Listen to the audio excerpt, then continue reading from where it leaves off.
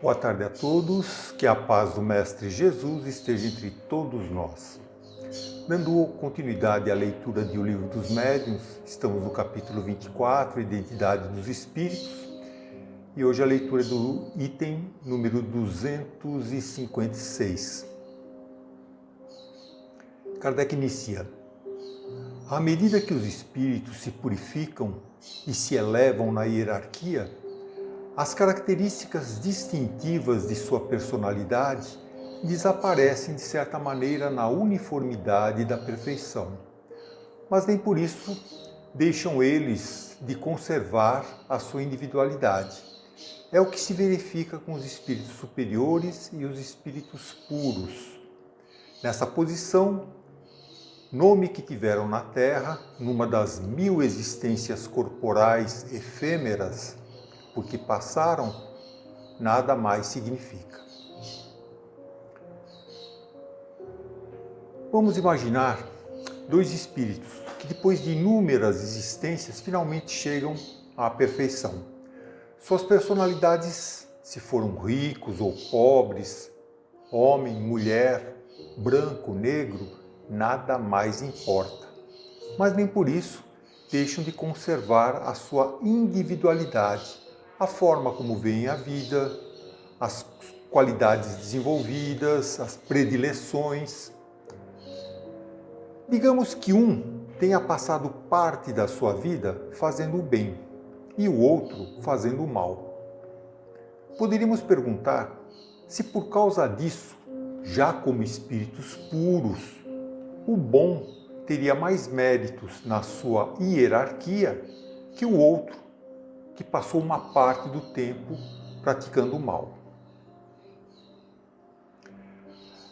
Consultando o Livro dos Espíritos, Progressão dos Espíritos, encontramos esse questionamento de Kardec, no item 126, onde ele pergunta: chegados ao grau supremo da perfeição, os espíritos que andaram pelo caminho do mal têm, aos olhos de Deus, menos mérito que os outros? E a resposta dos espíritos: Deus olha de igual maneira para os que se transviaram e para os outros, e a todos ama com o mesmo coração. Aqueles são chamados maus porque sucumbiram. Antes não eram mais que simples espíritos. Miramês, em Filosofia Espírita, comentando esse mesmo item, ele enfatiza: o soberano Senhor do Universo é todo amor e todo bondade. Ele não assiste a um filho mais do que o outro, por ser todo justiça. Mas por que em alguma fase da vida se escolhe o caminho do mal? É uma pergunta que nós podemos fazer, não? E Miramês responde: é fácil observar.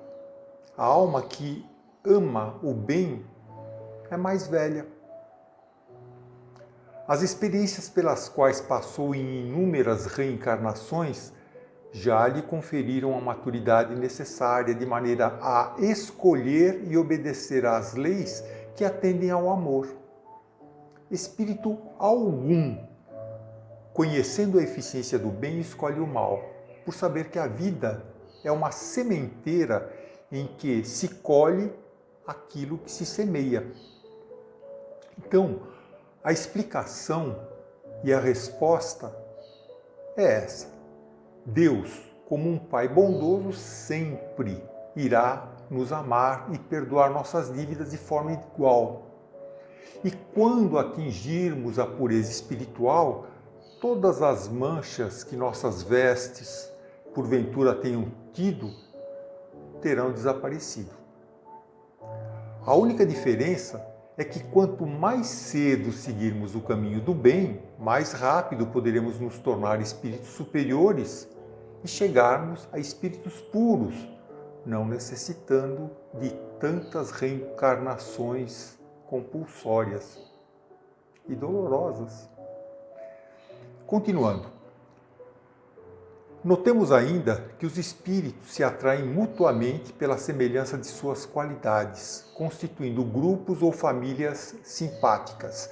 Se considerarmos, por outro lado, o número imenso de espíritos que desde a origem dos tempos devem haver atingido os planos mais elevados, e se compararmos ao número tão restrito de homens que deixaram na Terra um grande nome, compreenderemos que entre os espíritos superiores que podem comunicar-se, a maioria não deve ter nomes para nós. Mas, como precisamos de nomes para fixar as nossas ideias, eles podem tomar o de um personagem conhecido, cuja natureza mais se identifique com a deles. Pois bem, no atual estágio em que estamos, ainda necessitamos da comprovação de identidade, do título ostentado por um espírito, para darmos a devida atenção àquilo que ele está nos passando, quando o que realmente importa é o teor da mensagem.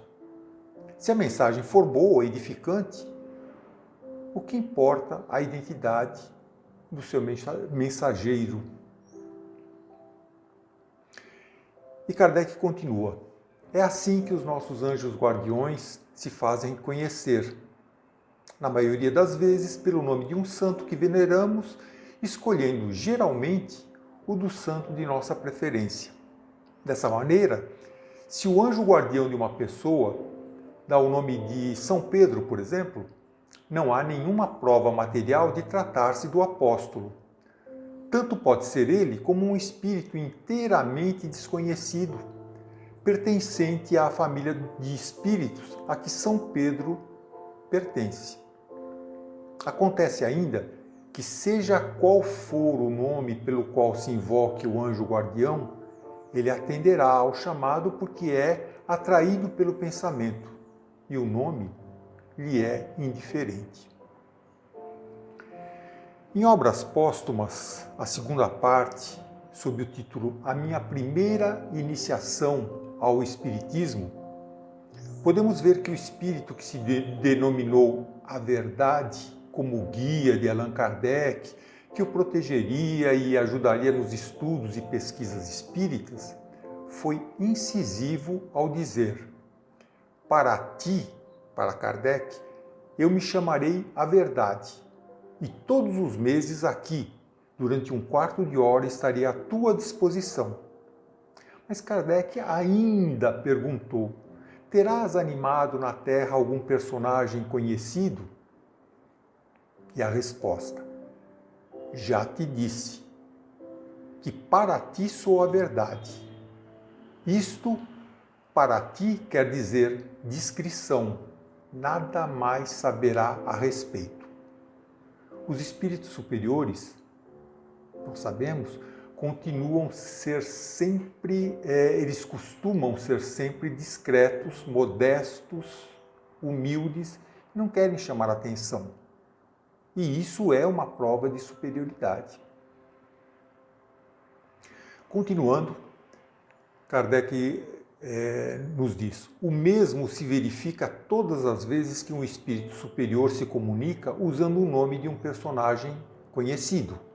Nada prova que seja precisamente o espírito desse personagem, mas se ele nada diz no seu ditado espontâneo que desminta a elevação espiritual do nome citado, existe a presunção de que seja ele.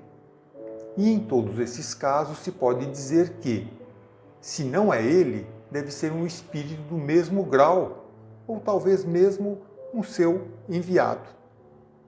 Em resumo, a questão do nome é secundária, podendo-se considerar o nome como simples indício do lugar que o espírito ocupa na escala espírita.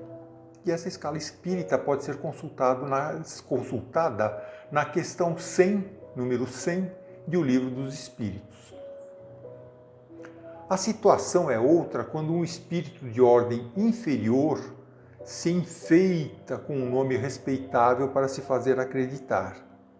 E esse caso é tão comum que não seria demais manter-se em guarda contra esses embustes, porque é graças a nomes emprestados e, sobretudo, com a ajuda da fascinação, que certos espíritos sistemáticos, mais orgulhosos do que sábios, procuram impingir as ideias mais ridículas.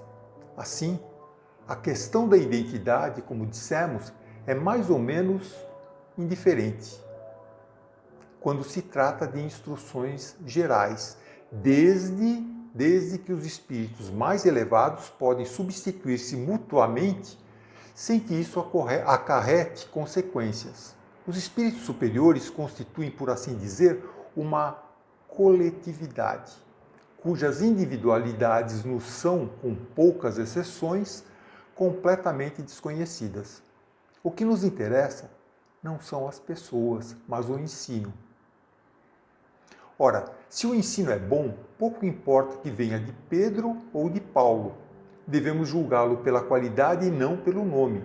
Se um vinho é mau, não é a etiqueta que o faz melhor.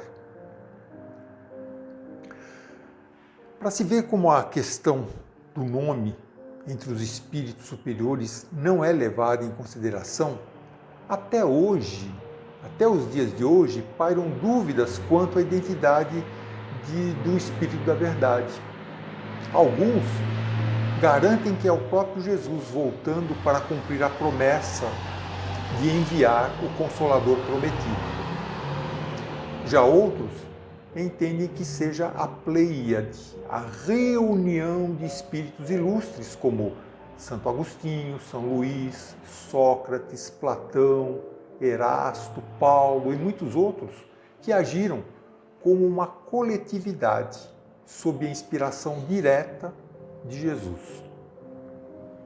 Encerrando a leitura, diz Kardec, mas já é diferente nas comunicações íntimas, porque então é o indivíduo ou sua pessoa mesma que nos interessa.